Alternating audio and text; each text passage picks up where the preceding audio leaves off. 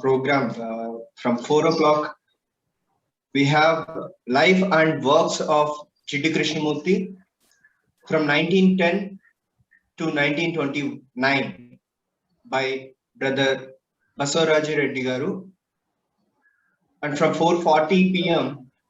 we have Intellect to Self-Knowledge by Sister Parvathamma Garu.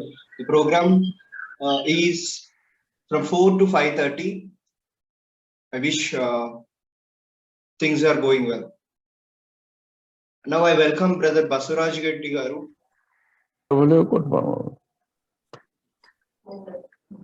So any other? Brother Basavaraja Reddy ji, please switch on your video.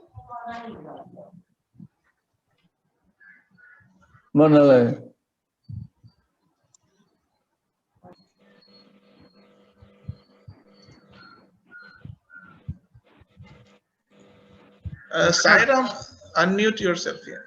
Yeah, please carry on. Reddy Garu, please carry on with your topic. Okay. First introduce him. I have given you biodata, kindly introduce him.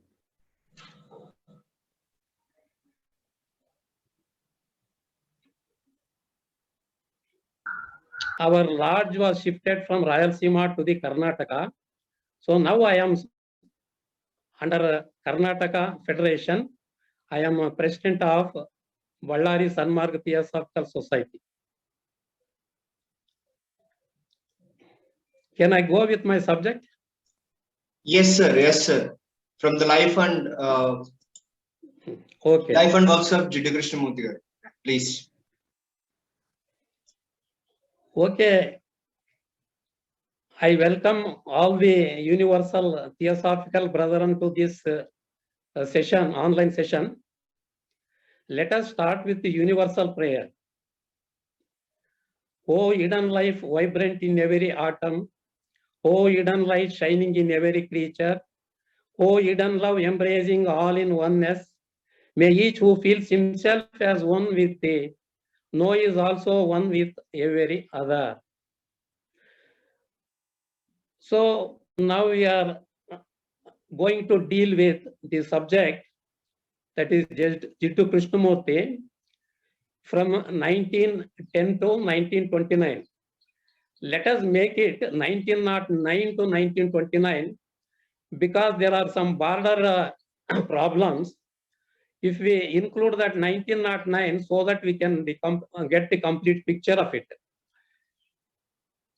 So we are all quite aware that Charles Webster Leadbeater was known for his occult powers, psychic powers, and also for his clairvoyance. So he came to Adyar for the second time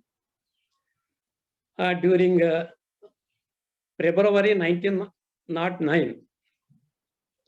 He came there with a Dutch assistant, Van Mel, and these two were working for the Theosophical Society, responding to all the letters that were coming from all over the world. At that time, there was one Englishman, Edward.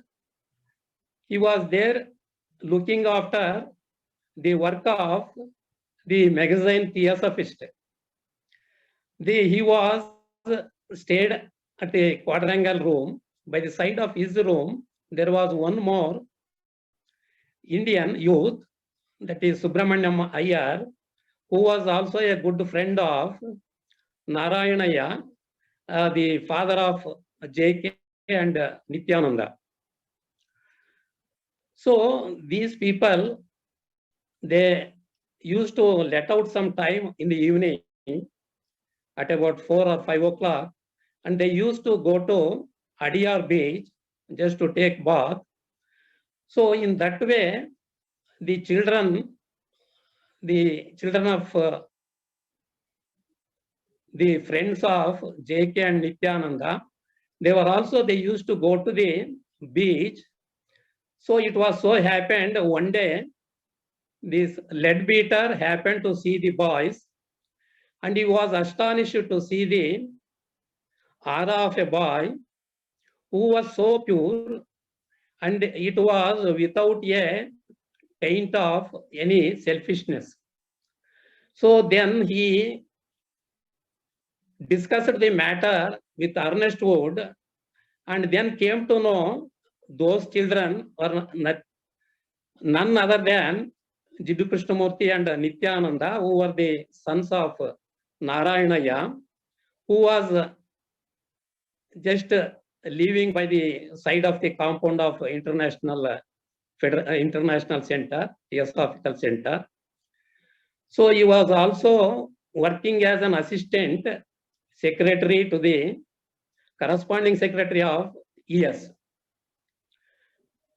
So the leadbeater asked Narayanaya to bring his children to his bungalow, that is river bungalow, where we was living on holidays.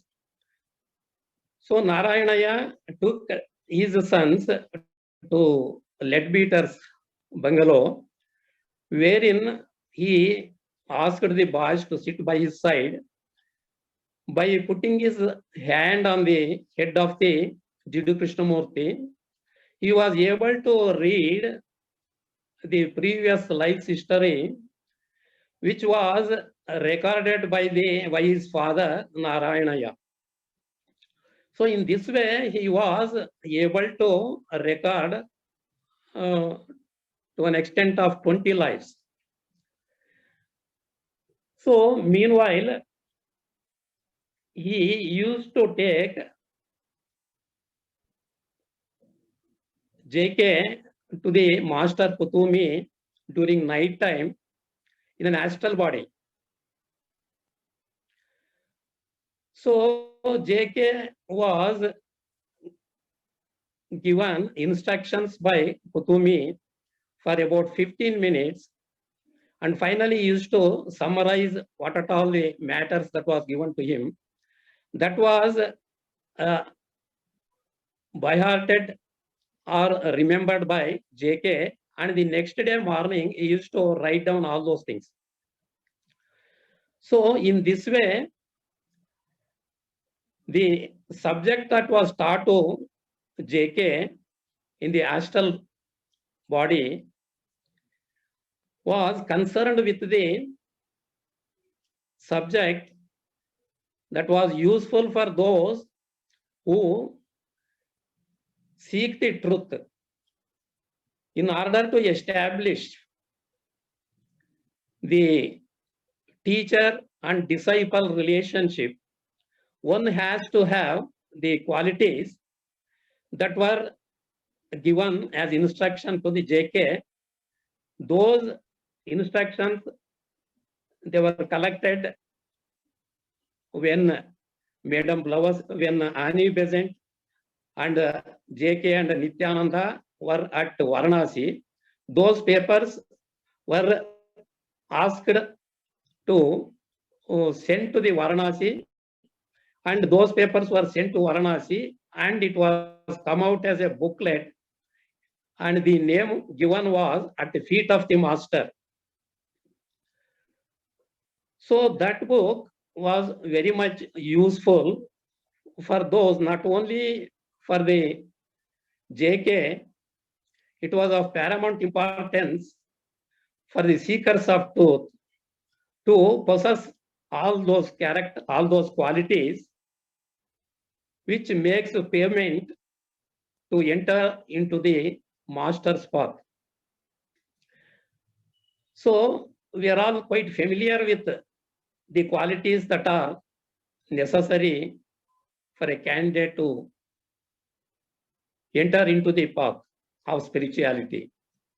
So there they have described discrimination, that is discrimination of unreal to real, and the darkness to light, and then the mortality to immortality.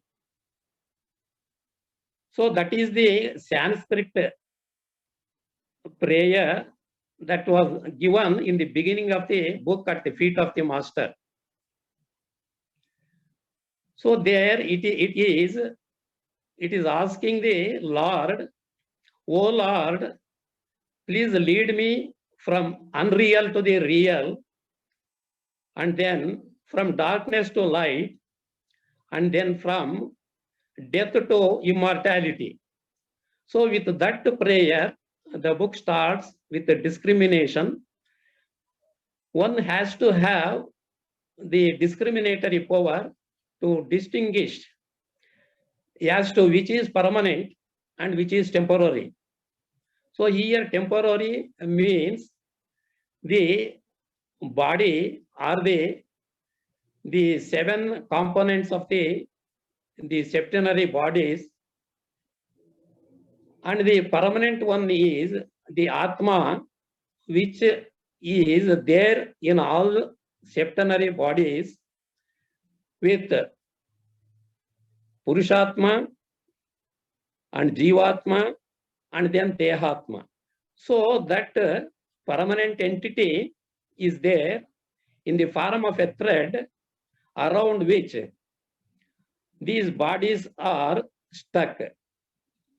So when we have this clarity as to what is real and what is unreal, then here at the last septenary stage of Earth planet, we are so bounded with the material body, there is no distinction, and we are so much attached that we feel as if the body itself is myself. So the attachment is so strong, it is unable to distinguish as to what is real and what is unreal. So this bodily attachment one has to give out. And then the second point is, this is due to the ignorance. That is what we call darkness. So in order to get out of this darkness, one has to seek the light within, which gives the wisdom. When we know as to which is permanent, which is temporary, so as we gain the wisdom of distinguishing which is useful and which is useless, and which is permanent, which is impermanent, and which is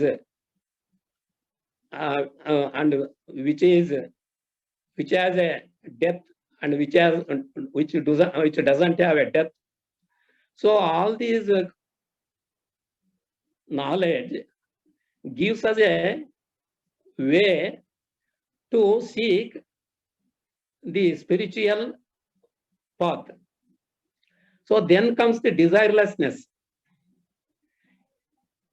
That mostly refers to the astral body. So these astral body gives an attachment to the external world by way of desires, passions, and so desirelessness means we are here attached to the external world with a cause that we want to have a happiness. But that happiness, what we are intended by way of desires, it is not coming up. It is not coming forth because all the materials are subjected for destruction. So those destructive, either the body of a human being or any material, cannot give the happiness what that inner soul requires. So having realized this, it is held between the birth and death, a crucial cycle. As long as there are desires, we are going in this circle of birth and death till we exhaust all the desires. So when we have understood there is no real happiness by desiring whatever that is there in the external world, then we go in search of a true happiness. So with that, a strong yearning to know who am I, what is my reality, and how to get that happiness, which is all permanent. So this take to the inner journey. That inner journey is accompanied by meditation. So here comes the, we want to enter into the inner world that is ruled by the masters who have tread this path of what are the qualities that they have been given. They have acquired all those things and they are looking after from the inner world. They are in charge of the whole external world. So if we want to get in touch with those, these four qualities one has to have. So there are other 6 qualities. That is the mind which goes outside, which has to be controlled. And the sensory organs which take this mind and which connect the external world, they have to be, the connection has to be disconnected. So when we are totally blank to the external world, that means when the whole internal, the physical, the astral and the mental, they are at the use of the inner Jivatma. These 3 are called as Dehatma. With Dehatma Buddhi, we were under the control of mind, desires, and this physical body. So when we want to go into the path to seek the help of masters, we have to render these bodies pure, and then it should be at the cost of, it should be at the utilization of the masters, so that we can work for the welfare of the humanity. So there are also other qualities, that is concentration, cheerfulness, tolerance. So when we have those qualities, then it is possible to go for love. So love actually in Sadhana Chatushtaya, it was there as a mumukshatva, but that has been replaced by word love. So love means it is a pure love.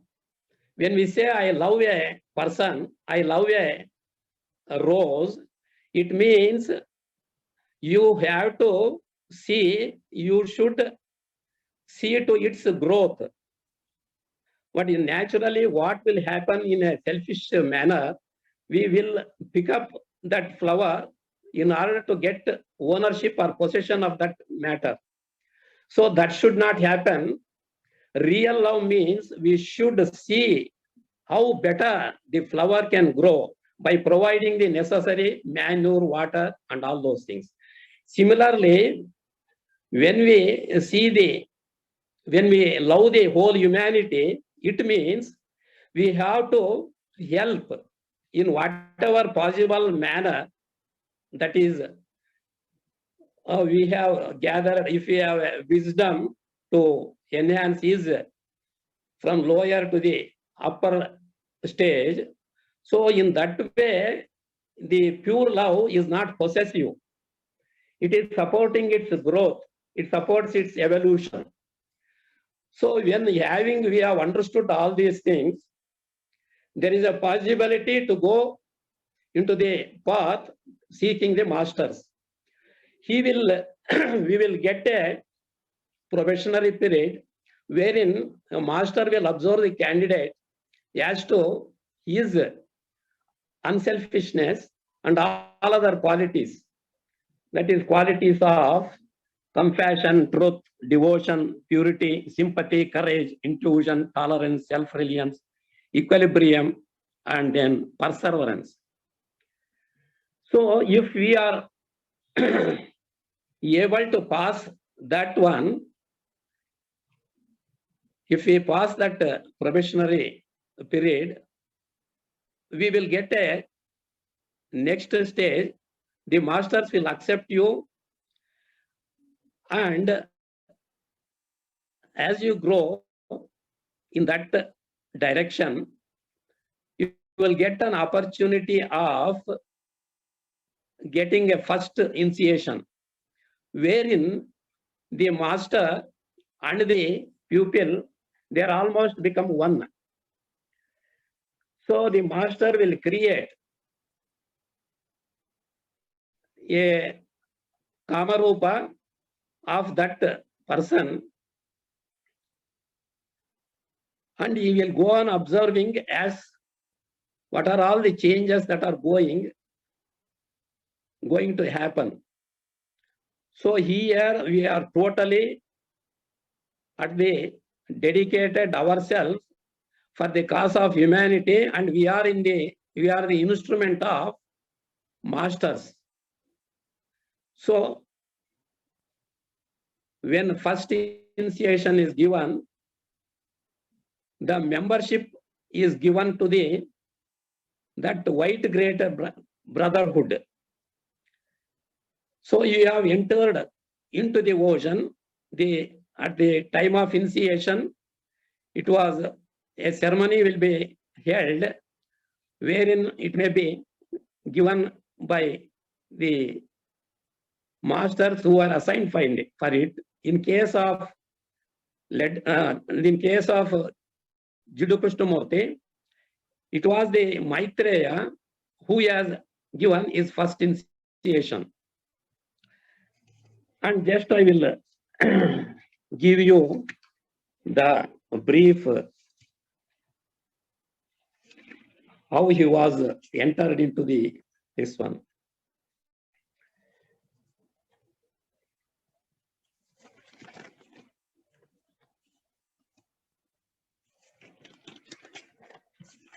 There is a procedure wherein he was taken by Leadbeater in an astral body to the house of Kutumi, where Jwalkul, Maitreya, and other masters were there. From the house of Kutumi, they all went to the Maitreya's house. At the time of conferring the first initiation to JK, Maitreya was sitting on a seat, and all the masters were standing around him in a semi-circular pattern. Then Maitreya asks, "Who is this boy? Why you have brought him here?" Then Kutumi answered, "He is brought here for the purpose of giving him the first initiation." Then he will ask, "Who will second this proposal?" Then Jwalkul will given his assent to take him as a pupil or disciple. So you go on asking as to who are all the masters who can recommend his first mission. Finally, he asked,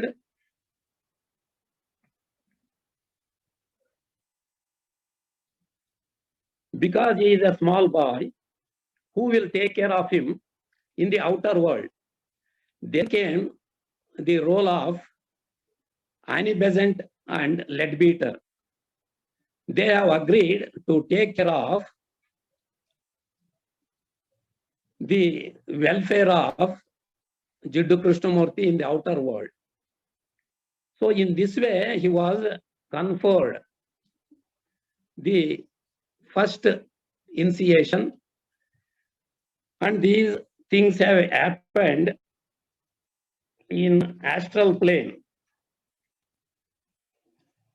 And then the Lord turned away and he called towards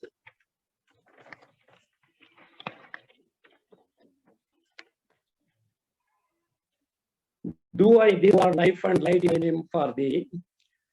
And at once the great silver star flashed out over his head, and on each side of it in the air, there stood a figure, one of Lord Gautama Buddha, and the other the Mahachovan. And the Lord Maitreya turned and called me by the true name of the above, that is Alponi, and laid his hand upon my head and said in the name of the initiator, whose star shines above us, I receive you into the brotherhood of eternal life. See to it that you are a worthy and useful member of it. You are now safe forever, for you have entered upon the stream. May you soon attain the further shore. So usually this is the procedure that is followed whenever the initiations are given. So there are, when we refer the period of this 1909 to the 1929, it is a very crucial period, because it is, one thing is enter into the discipleship, and once enter into the discipleship, the other important thing is you have to obey the masters and you should work for the welfare of the humanity without any selfishness in it. So here, Jiddu Krishnamurti was intended to make him a suitable person for the coming of the world teacher. So with that respect, at Varanasi, one association, that is spiritual association by name Star of the Rising Sun, was started at the beginning, and somehow there was some confusion by the wordings that were used there. Leadbeater used the word Christology. So that has given some doubt in some of the theosophists. Having realized this, Annie Besant changed that name as the star, rising of the star in the east. She has changed that nomenclature. And members were allowed to join to this. So those who want to join this order of the star in the east, they must have to have some principles. They have to follow some principles. The first one is, we believe that a great teacher would soon appear in the world, and we wish so to live now that we may be worthy to know him when comes. The second principle is, we shall try therefore to keep him in our minds always and to do in his name. The third one is, we reserve some time each day to some definite work. We have to prepare for his coming. The fourth principle is, we shall seek to make devotion, steadfastness, gentleness, prominent characters of our daily life. The fifth one is, each day devoted for a period, asking for his blessing upon all that we try to do for him and in his name. The sixth principle is we recognize with reverence and greatness those whom we feel to be spiritually our superiors. So those who agreed for these principles, they were allowed to become the members of the Order of the Star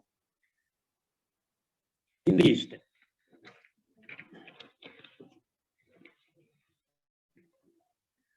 So the Order of the Star, established in April 1911, the founder is Annie Besant. The purpose is to educate and prepare the world for the advent of the world teacher. This headquarters was located at Benares, India. Then Secretary General was Ode House from 1911 to 1920. And then it was taken up by D. Rajagopal from 20 to 25. And then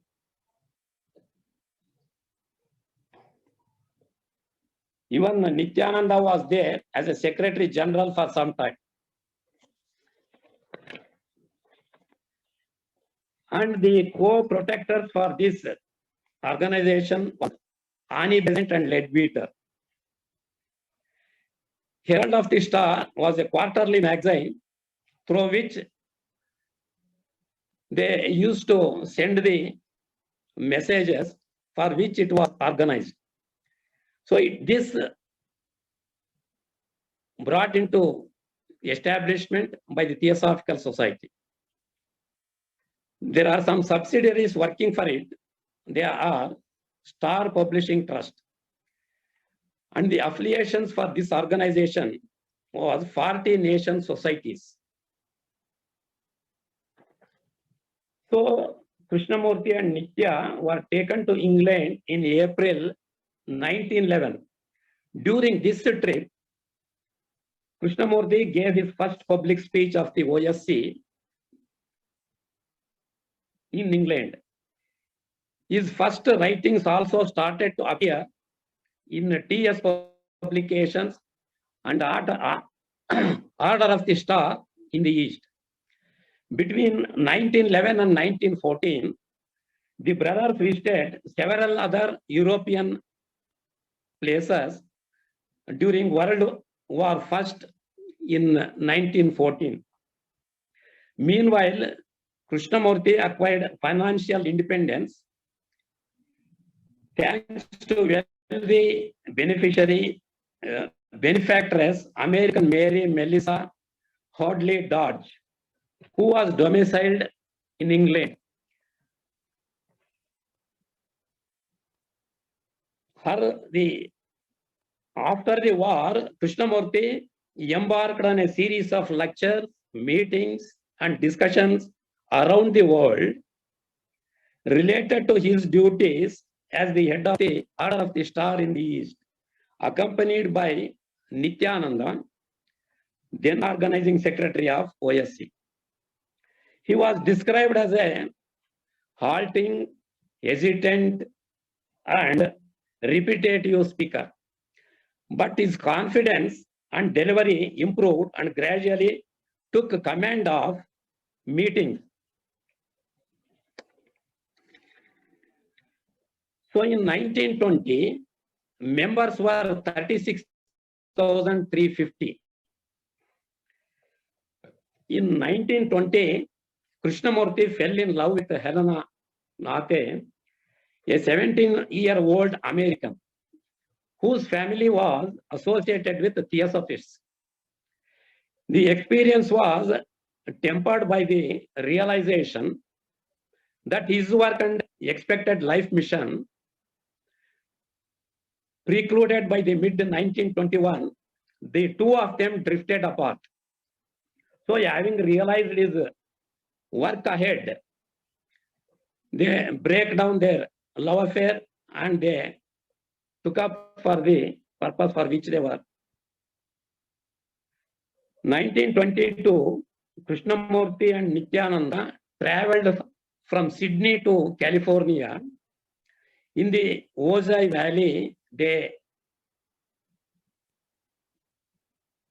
thought the area's climate would be beneficial to Nityananda, who was suffering from TB.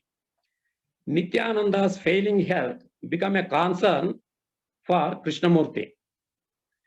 At Ojai, they met Rosalind Williams, a young American who became close friend to Krishnamurti and Nityananda, who played a significant role later in the life of Jiddu Krishnamurti. For the first time, the brothers were without any immediate supervision. They were alone in that place. So there was no force for them from anyone. They found very, very agreeable. Eventually, a trust was formed by supporters, brought property and surrounding property for them. That became the official residence of J.K. and Nityananda. At Ojai in August and September 1922, Krishnamurti went through an intense life-changing experience. This had been variously characterized as spiritual awakening, a psychological transformation, and physical reconditioning. The initial events happened in two distinct phases. First, a 3-day spiritual experience, and 2 weeks later, long-lasting condition. This condition recurred at frequent intervals and with varying intensity. It was there with him till his death.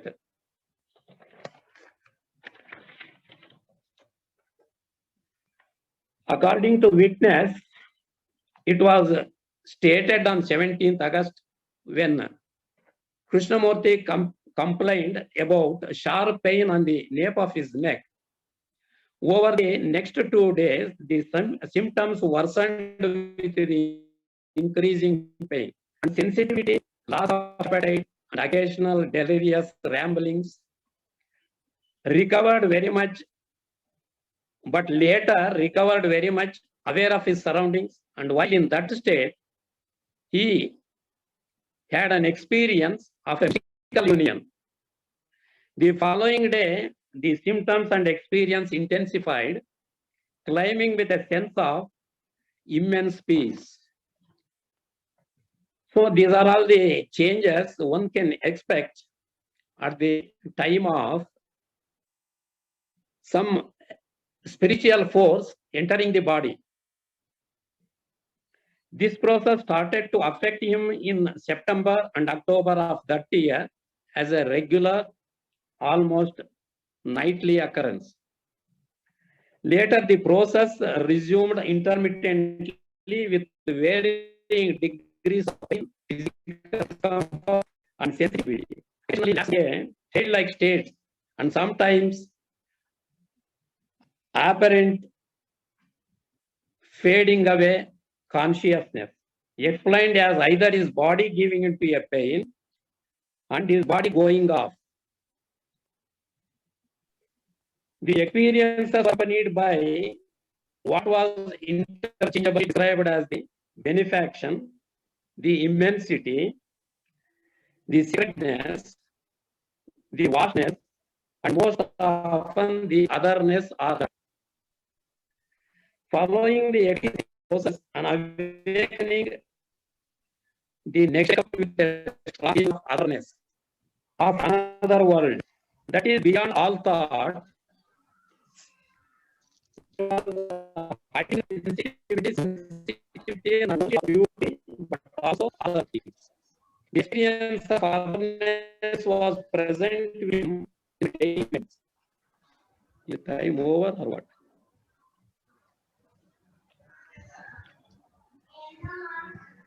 Yes, Sairam, please take over. Yes, yes, sir. Please conclude. Time. Okay. So, in the year 1929, he dissolved the Arabia in the East, meaning this special wisdom from the internal world. So he has given up on the membership of Theosophical Society and given up the membership with all other affiliated associations of OSC. In this way, he come to a conclusion that it is a pathless land, and my duty is that I want to see everyone is absolutely getting freedom. So in that way, he started his life on his own, staging all the intentions of Leadbeater, Annie Besant to become the world teacher. So, okay, with these few words, I am going to my lecture.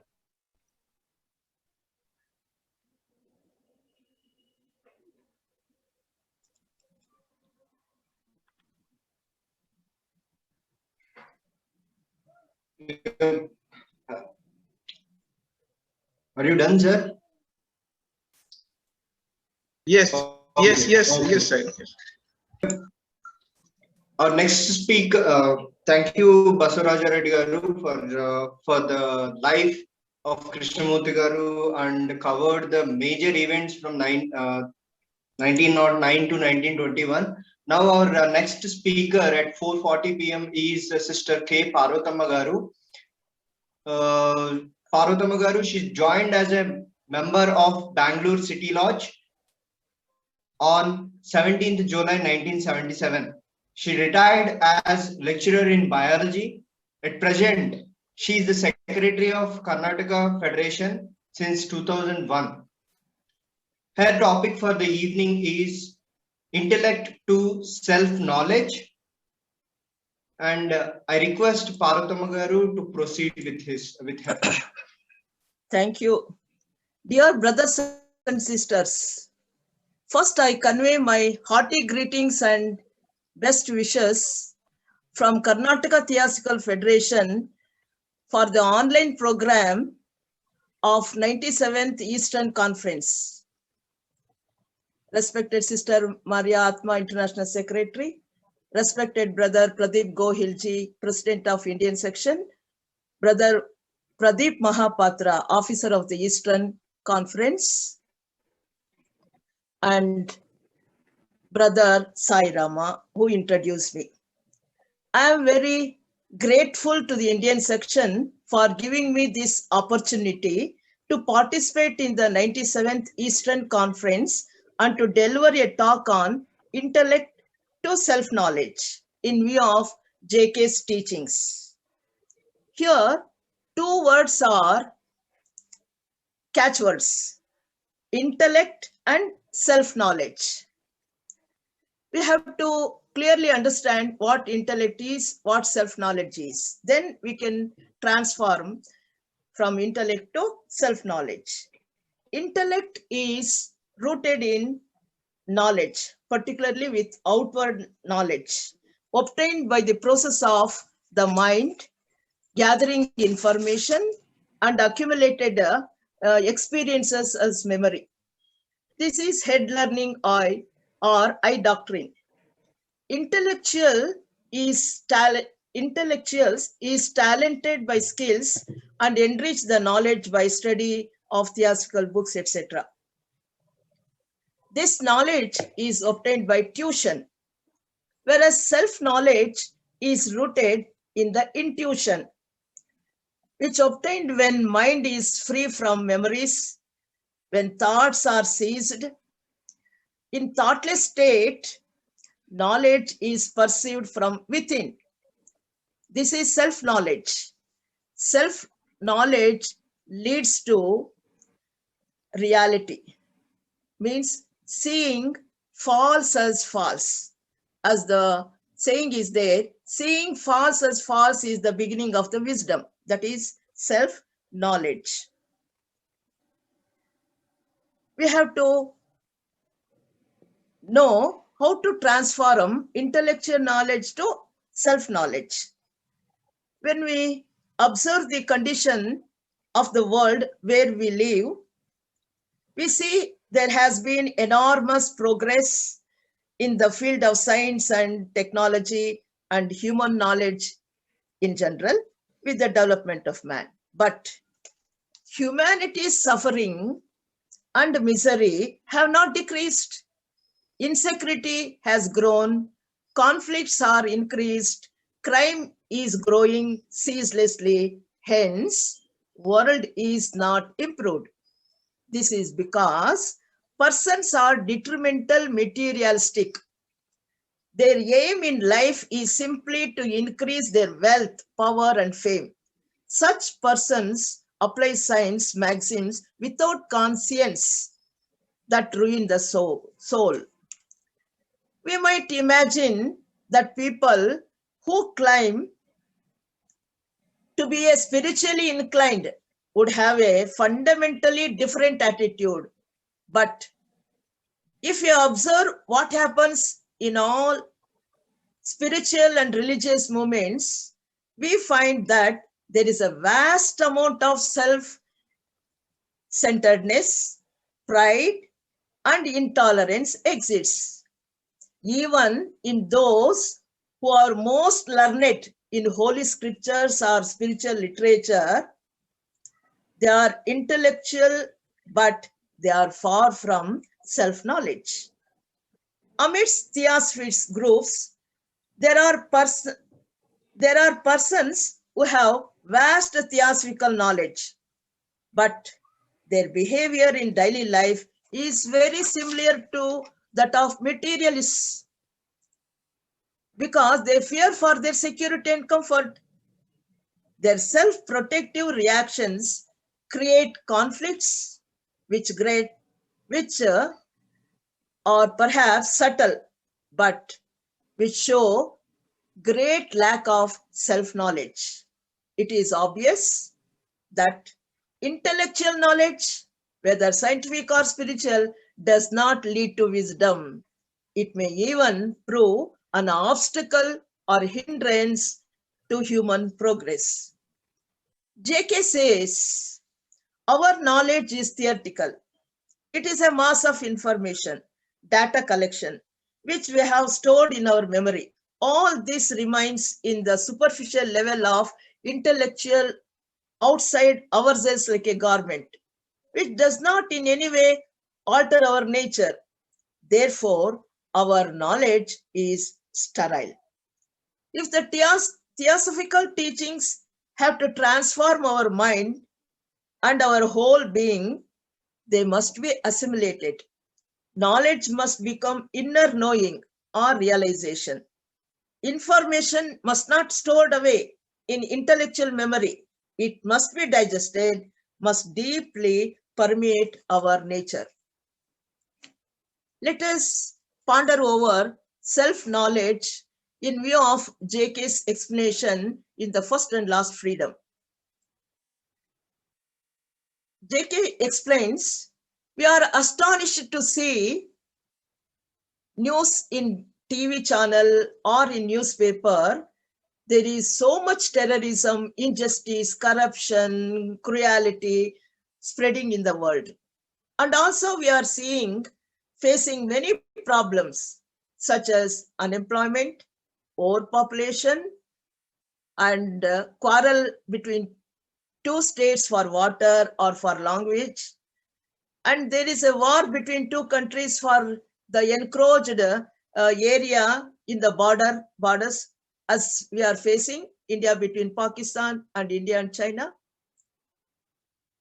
People think that if we change the leader or the government, we can solve the problem. When the problems arise, what the people think in the country, all these problems are created by the government. So let me change the government, let me change the leader. But J.K. says, if you change the leader or government, we won't get relief from the problem because all these problems are created by the mind. If you want to solve the problem, we have to understand the mind. Due to mind development, science and technology progressed, results in many inventions giving more comforts and luxurious life. Still, man using the technology, man is using modern technology, he is not satisfied.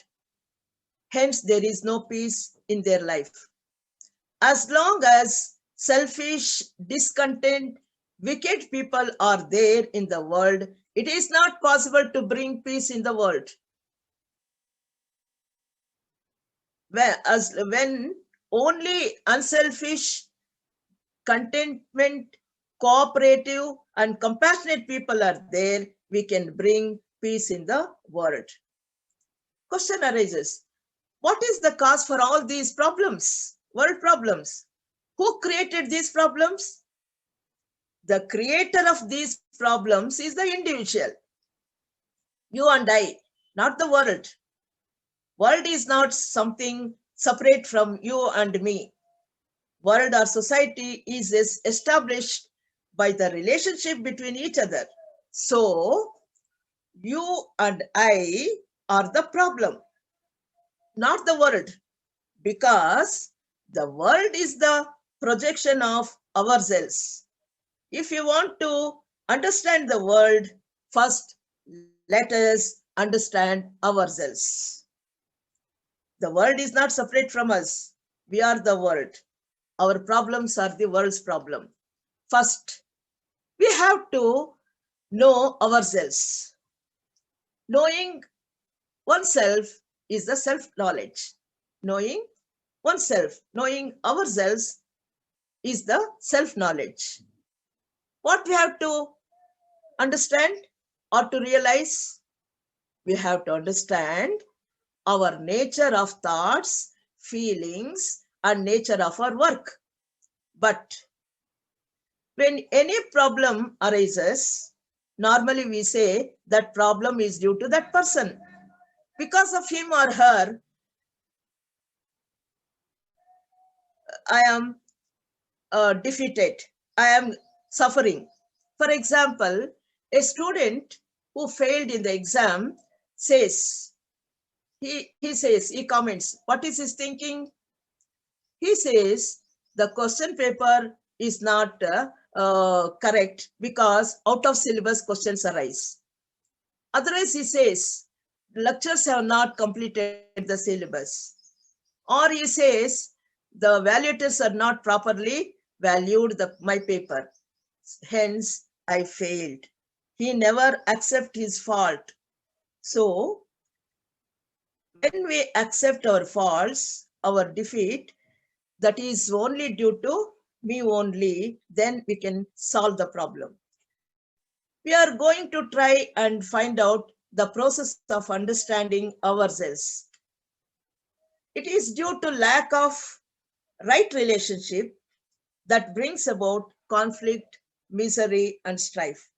I think it is important to see that the world is our relationship, however narrow, as if we can bring transformation there, not a superficial, but a radical transformation. Then we begin actively to transform the world. First, we have to transform ourselves, then the world can be transformed. And this transformation, it is essential to understand, to transform ourselves, it is very, very essential to understand oneself. Understanding oneself, understanding myself is the self-knowledge. Self-knowledge is the beginning of the wisdom. What is that self-knowledge? Which later brings transformation and regeneration.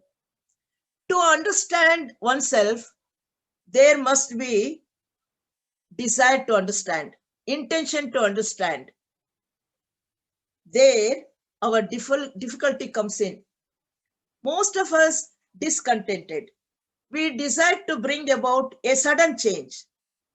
Therefore, it is important to discover those things to ourselves. because self-knowledge cannot be given by others. It is not found through any book. We must discover. To discover, there must be intention and search and inquiry. If our intention is weak, does not exist, or mere casual wish to find out about oneself, it is of very little significance. Thus, transformation of the world is brought about by the transformation of oneself, because the self is the product and part of the total process of human existence. To transform oneself, self-knowledge is very essential. What is transformation? Seeing the false as false and true as the true is the transformation. It is also self-knowledge or wisdom. Without knowing what you are, there is no basis for right thought. Without knowing yourself, there cannot be transformation. See, if we want to transform, first we have to know ourselves clearly. One must know oneself as one is. One must know oneself as one is, what he is, what actually he is, not one wishes to be. That one wishes to be is merely an ideal. Therefore, it is unreal. It is only that actually one is that can be transformed. Not that which wish to be. That means if you want to transform, first we have to realize what we are. To know yourself, there must be to know ourselves, to realize ourselves, to understand ourselves, some criteria is needed. We must be alert, aware. We means our mind must be alert and aware, in which when the mind is alert and aware, there is freedom. Because when mind is awareness, it lives in the present. There is no belief, no idea. Those beliefs and ideas are not there. There is a clarity is there. If beliefs and ideals are there, that gives a color and preventing true perception. If you want to know ourselves clearly, true perception, if you want, there should not be any belief or any idea. The mind must be alert. The mind must be aware. So, if you want to know what you are, you cannot imagine or have belief in something which you are not. If I am greedy, violent, merely having no ideal of non-violent, of non-greedy is of little value.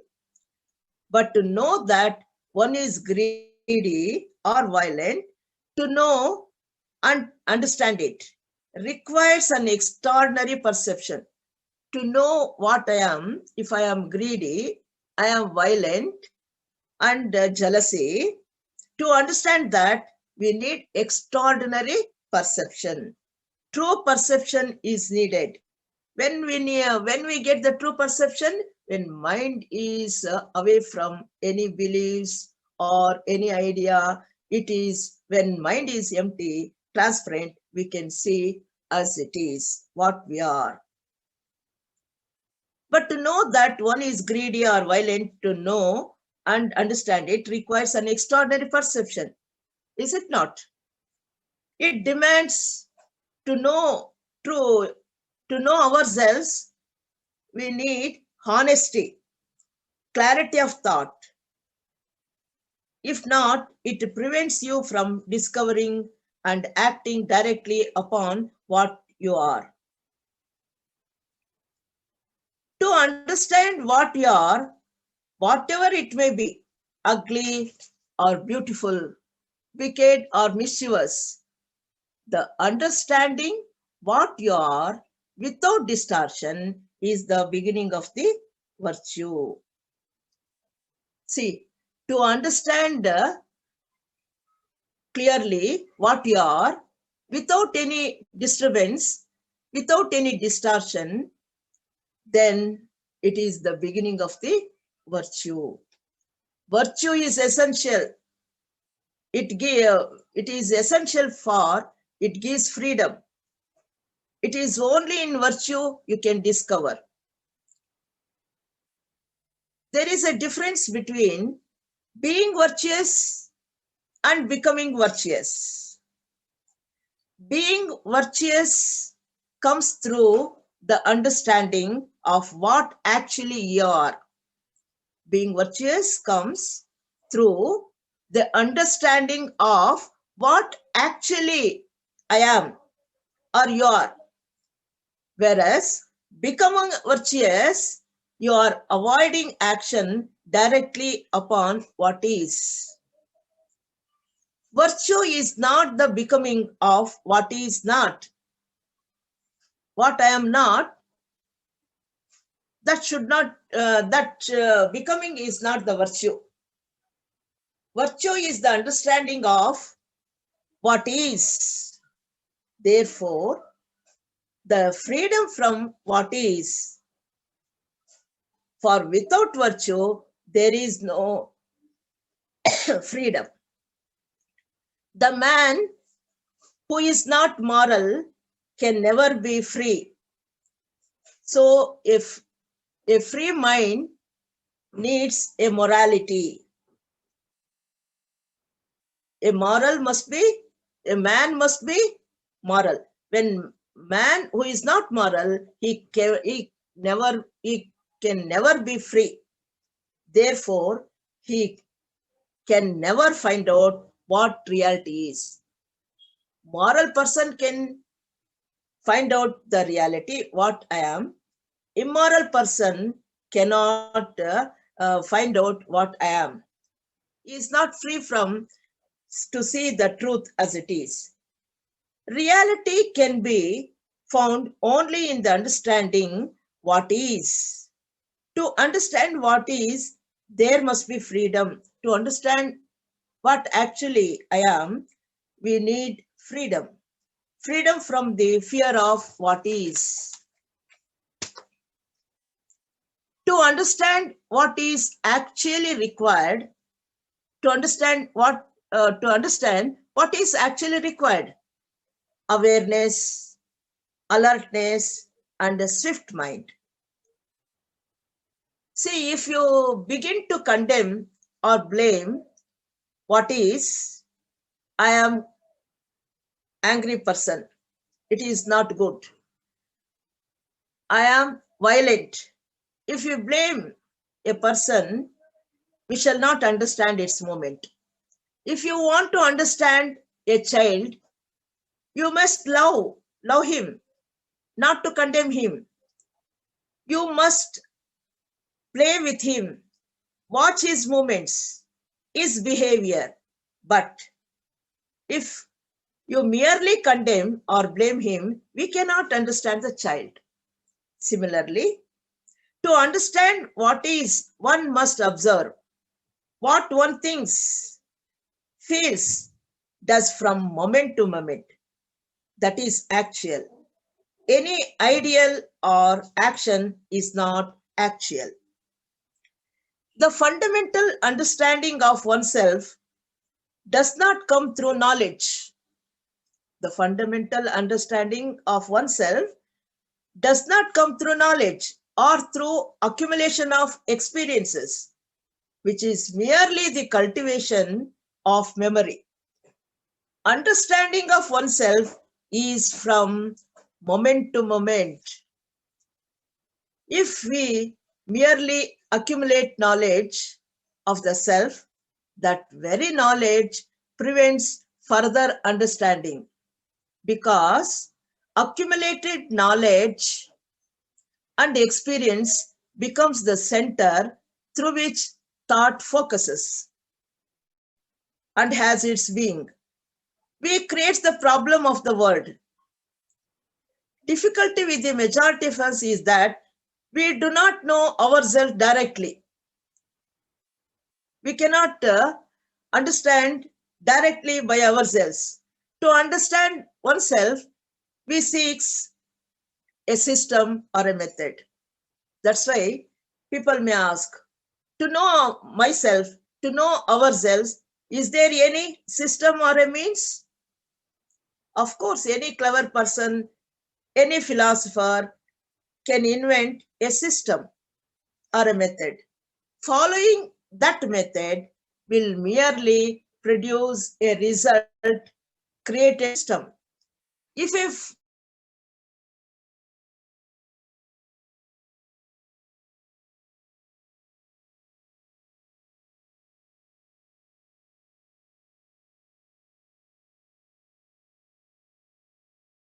that is by following a method, I shape my thinking, my activities according to a pattern. But following a pattern is not the understanding of oneself. Therefore, there is no method for self-knowledge. There is no system for self-knowledge. Seeking a method, decide to attain some result, we follow authority. If you seek a method or a system, we expect result that is followed by authority. Not a person, then of a system, of an ideology, because we want result, which will be satisfactory, which will give us security.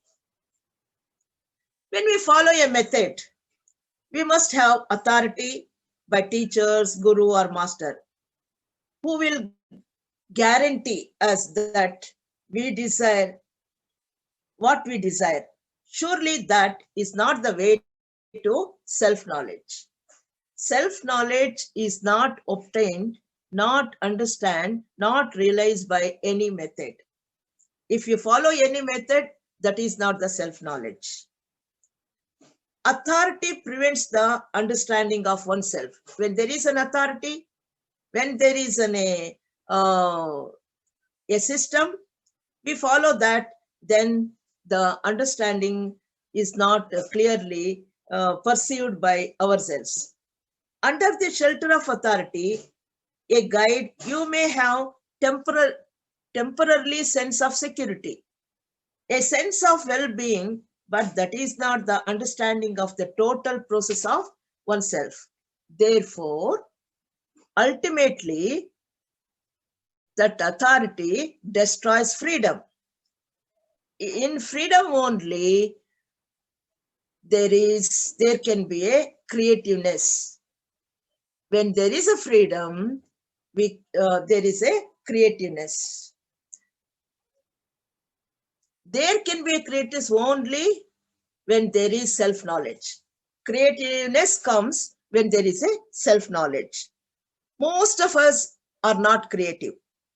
We are following the machines repetitively and using the gramophone records, playing over and over again, and learn the songs and experience and come to the conclusion, and due to memories, either our own or others.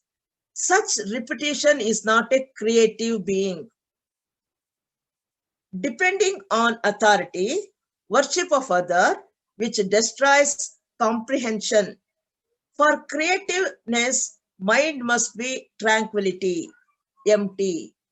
Most of us lost this sense of creativeness. Say, a person can paint a picture. A person can write a poem.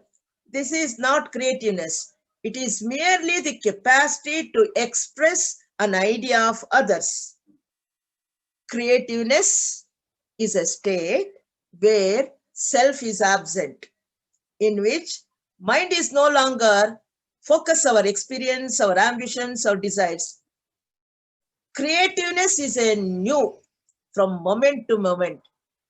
It is a moment in which there is not me, the mind in which thought is not focused. Only particular, not focused on any particular experience, ambitions, purpose, or motive. It is only when self is not there, there is creativeness. That state of being in which alone there can be reality. Reality means the creator of all things. But that state cannot be conceived or imagined. It cannot be copied. It cannot be attained by any system, through any philosophy. In contrary, it comes into being only through understanding the total process of oneself. The understanding of oneself is not a result. It is seeing oneself from moment to moment. In the mirror of relationship, we find difficult to be alert, to aware, to see oneself moment to moment. It needs awareness. Dull mind cannot be alert. It prefers methods, accepting authority. Such mind become insensitive. Such mind cannot be in a state of creativeness. Such creative mind comes when the mind ceases recognition and accumulation of memory.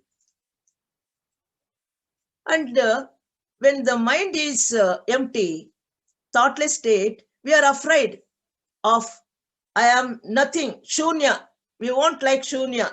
We want to be something.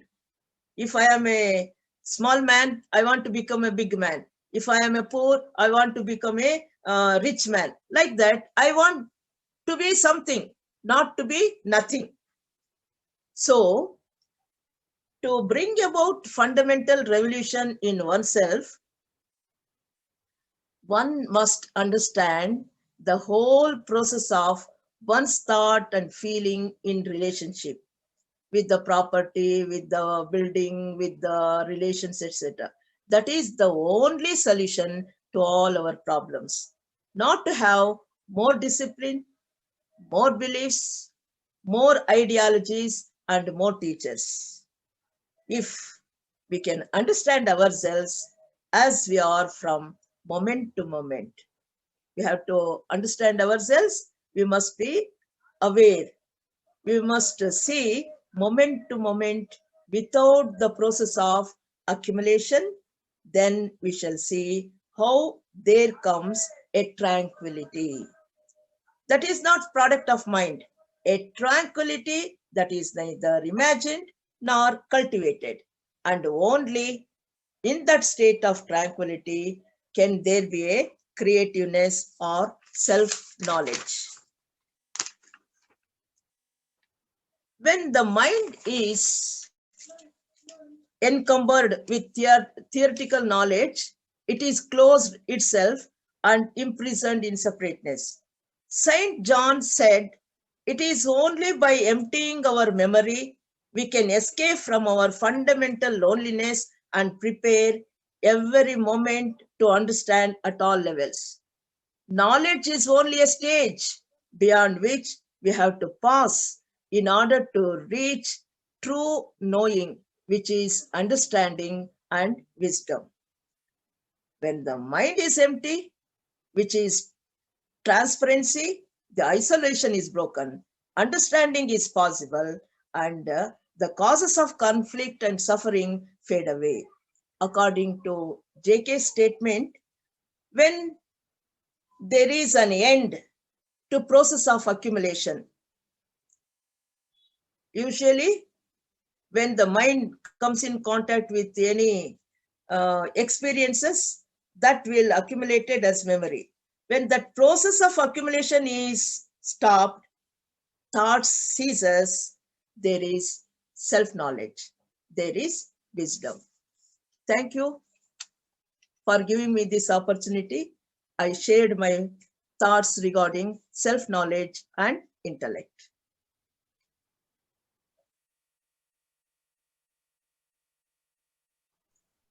Yeah. Thank you, Partham Garu. That ends our both evenings two talks from Basaraja Reddy Garu and Partham Garu. Basaraja Reddy Garu from the Karnataka Federation and Bellary has spoken about life of JK and covered most important aspects from 1909 to 1921. The desires, attachments, compassion, and qualities to attain the path of masters, and discussed about white brotherhood and order of the star, how it started, who are the founders, and how it ended. And then next, coming to the second talk by Parvatama Garu, intellect to self-knowledge. Yeah, she has discussed the points like changing the government or the elections or these will not solve the problems. It is the self-knowledge only solves the problems, and attaining self-knowledge needs alert awareness, virtue, and morals. And following other knowledge will may give guarantee and warranty, like we expect satisfaction and security by following other methods, but however they are not the methods for self knowledge. Self knowledge only starts where you stop following others methods and start following your own mind. To start following your own mind, you have to empty what you have accumulated the knowledge from others and start following your own thoughts. So that ends the first day of the Easter conference.